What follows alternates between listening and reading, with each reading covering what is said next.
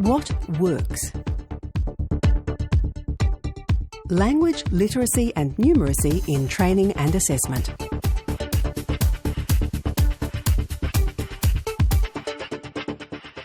This is team teaching, so it's not one person being dominant. It's using both people's strengths to enable there to be a better outcome for the students. The best thing is my students, I believe, they get the best of both worlds. They get an expert in one field, they get an expert in another field, and we can marry the two together so they can see the relevance in what they're doing. And if there's two people that are working in the room together, it helps if those two people that are working in the room together don't want to be the leader or don't want to be the star. The information and the students are what you're there for, not, hey, I look better than you or you're making me look bad. Originally when I started, the vocational teacher did all the delivery and I used to walk around the room and just assist the students. Occasionally, if I saw something looked a little bit confusing on the board, I would say, oh, look, do you mind if I might have another way that you could do it as well, or you might prefer this way, or just little things like that. So I slowly started to get involved. It actually takes the load off. Okay, I don't have to worry about individual students. And the individual students know that our literacy or / numeracy teachers are in the room for their benefit. And so they know, and if I'm busy doing, the lesson and they're unsure about something, well, they can go directly to the numeracy teacher without disturbing the rest of the class, because all the students are at different levels of the numeracy and / literacy. So it's a good thing.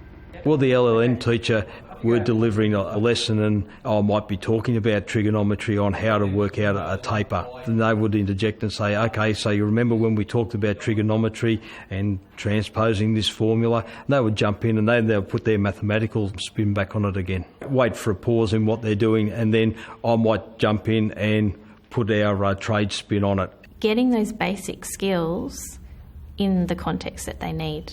So, if you teach maths or numeracy on its own, they're just going to think, well, why are we doing this? We might have done it at school, and when are we going to need it?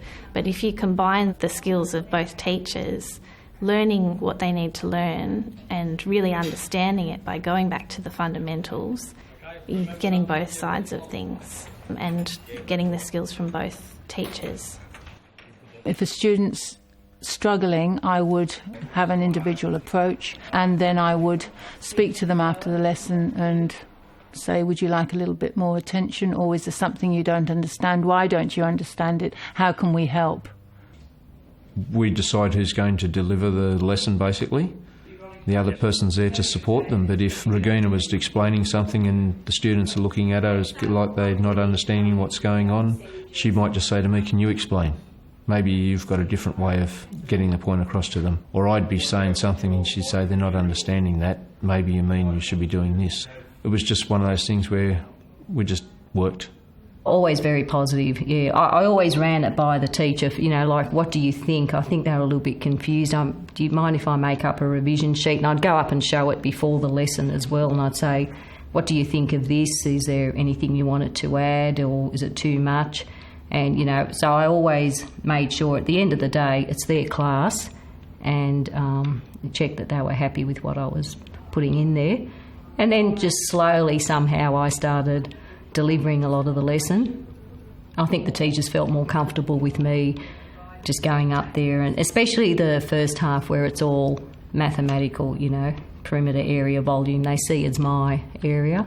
It's having that level of respect and confidence in what you're doing, and to be able to just pick up when, in the classroom perhaps, if I'm with the teacher that says, oh, how do you do that, Jane? Jane's better to do this. So I'll just go up and just take over for 5 minutes or whatever and just give this concept that they're having difficulty with.